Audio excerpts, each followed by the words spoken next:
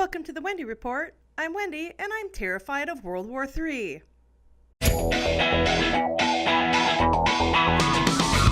It's the Wendy Report with Wendy Coriel, the wacky comedy show with a touch of actual news.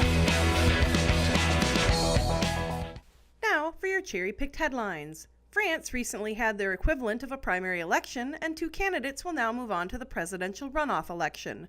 The winners were centrist newbie Emmanuel Macron and far-right-wing nationalist Marine Le Pen. Her party, the National Front, was founded by Le Pen's father, Jean-Marie Le Pen. The senior Le Pen has been fined for Holocaust denial remarks as well as inciting hate. He has since been thrown out of the party that his daughter now leads. Marine Le Pen has promised to build barriers and stop immigration from both inside and outside of Europe. She has a list of promises that would also make France less desirable to Muslims. Said to be the Donald Trump of France with better hair, in 2015 she faced criminal charges for inciting hate for comparing Muslims praying outside due to a lack of mosques to a Nazi occupation. Speaking of ethnically insensitive statements, let me just say I am shocked France may elect a rude, arrogant, and annoying person. The entire U.S. Senate will go to the White House for a rare briefing on North Korea. I should note that by the time you see this, the meeting will likely have already been held.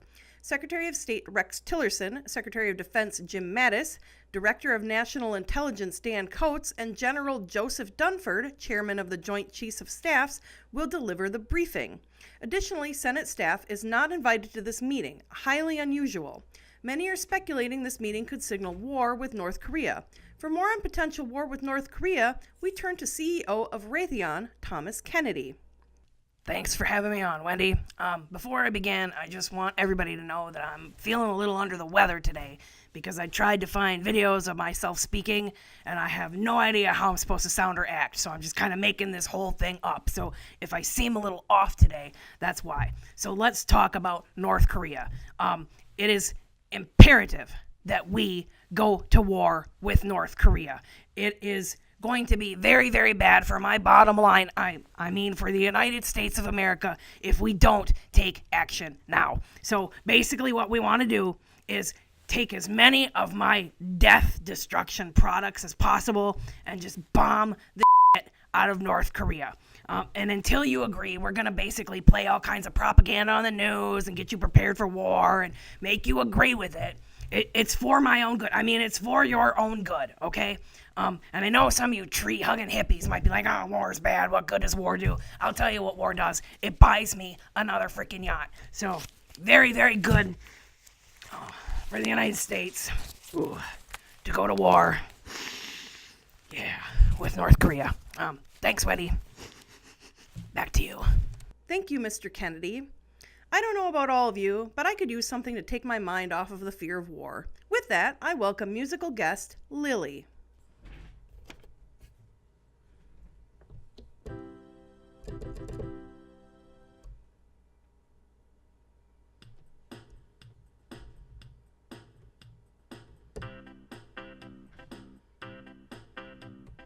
Mary had a little lamb, little lamb, little lamb. Mary had a little lamb and it was blown to bits by a bomb. Lamb chops, extra crispy.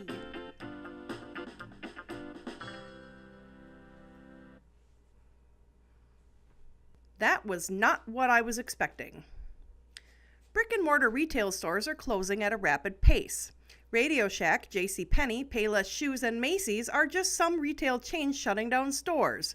In March, Sears, who also owns Kmart, had doubts it would survive.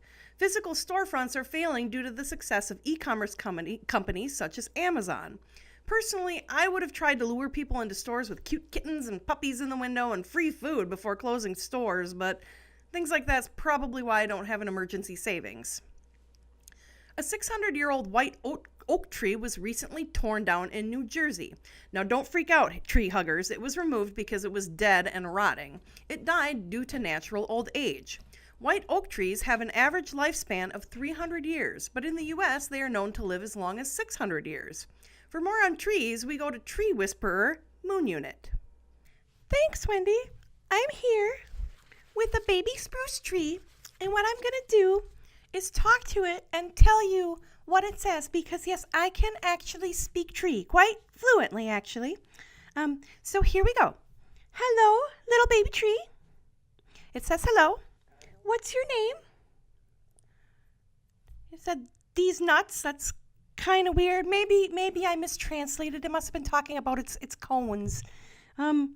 Okay, little tree, do you have a message that you would like to share with humanity?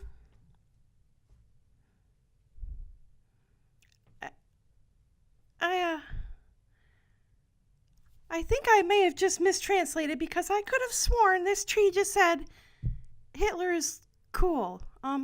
That can't be right. No, trees aren't jerks. Wait a minute.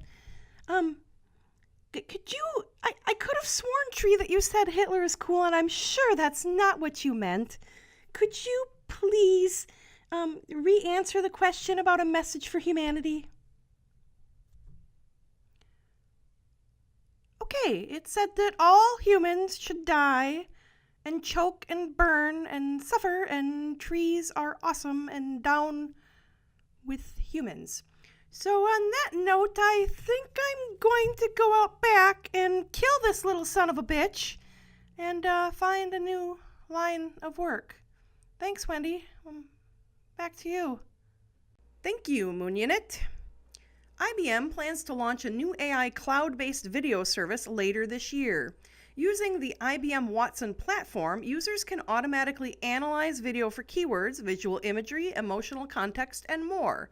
For example, IBM said a sports network could use a service to find content related to a specific sport and content that is positive or exciting.